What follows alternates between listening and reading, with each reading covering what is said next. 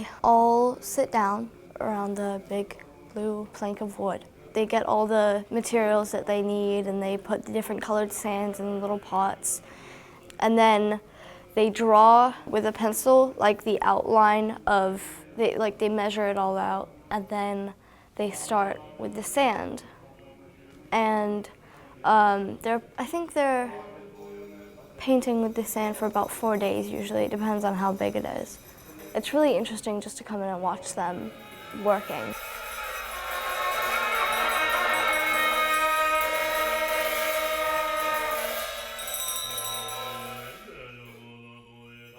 Monks from the Drepung Gomang monastery have been touring America since 1999. In that time, their journey has taken them to most every region of the United States.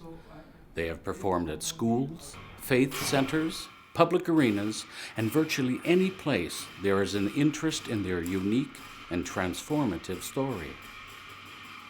They come to the country with a hope to share something about compassion, peacemaking, about the beautiful culture of Tibet and the reason we might want to preserve it, and interfaith dialogue, which is a very, very important element of the monks touring the United States in particular. A typical tour stop for the monks could last 1 to 5 days. The monks might create a sacred sand mandala, offer a workshop on butter sculpture, teach painting, or explain aspects of Tibetan Buddhism. The underlying goal of the tour is to spread the message of compassion while opening communication between ages and cultures. When I say that the monks or the Sacred Arts Tour spreads a message, I mean it's a message that we all need, a message that we, each one of us, can be peacemakers. Each one of us is called to live a compassionate life, and in so doing we make our own lives more happy and we make the lives of those around us happy. So that really is their core message. The monks also use the tour to raise funds to sustain their monastery in India. About 2,000 monks live and study there, exiled from their home in Tibet. The monks are grateful for the opportunity the tour gives them to share their story. Many hosts are equally grateful for the chance to share it with audiences that have proven to be very receptive. Well, I think there's a number of reasons why we're hosting the monks here. When I first came here 12 years ago, we hosted them, and 12 years on, people were still talking about the visit on campus. And I thought, well, maybe it's time to bring the monks back to campus again, because the impact was so great the last time. And, you know, it really is such a unique opportunity for students, the faculty and staff as well. It is done with 2 metal tubes with a big hole in one side, and it gets smaller and smaller as you go down, and there's ridges in it, and they get another metal bar and they pretty much rub up and down on the metal so the ridges vibrate, and it makes the tiny little hole vibrate, and it lets out a couple grains of sand at a time.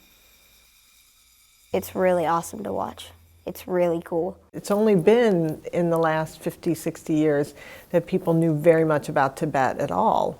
The culture is highly unique. It's very colorful, it's very dramatic, it's very, very different from Western styles of art. When the monks are on tour, they will come to classrooms, different ages, different kinds of students, and interact with the students in lots of different ways. They can do, sometimes they just have conversations, just talk about Tibet, talk about the monastery, and sometimes they do sort of hands-on kinds of activities, art activities, things like that. As a teacher, watching the lights come on for students, and again, I would emphasize students of all ages, is a really exciting thing. The mayor's office in the city of Louisville has been impressed with what the tour brings to the community. I think education is always wonderful, particularly for young people, to the extent that they can be exposed to people that are different from them, different religions, different cultural opportunities. Those are things that only enhance. And so this is just another opportunity to really help our young folks understand that Louisville is your part of the world, but you are really a citizen of the world, and we're going to bring a little piece of the world to you. Anytime we have an opportunity to encounter somebody from another tradition or another culture, another history, another religious tradition, I think that what it does is it opens our eyes to the beauty of the world, of creation. It opens our hearts to the possibility of us being family.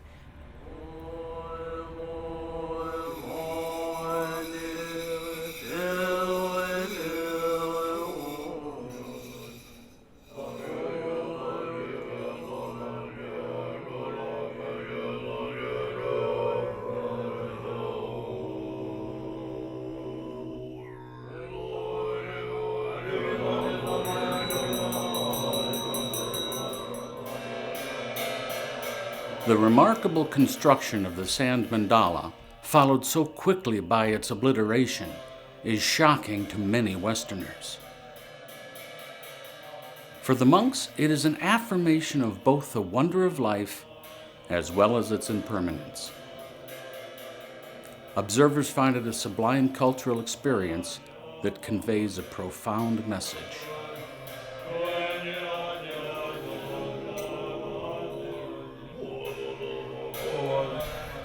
As we've seen, the monks of Drepung Gomang bring many gifts. They represent a magnificent culture that faces extinction unless we find ways to help. In the face of this threat, the monks continue to tour, a tour based on hope and always compassion.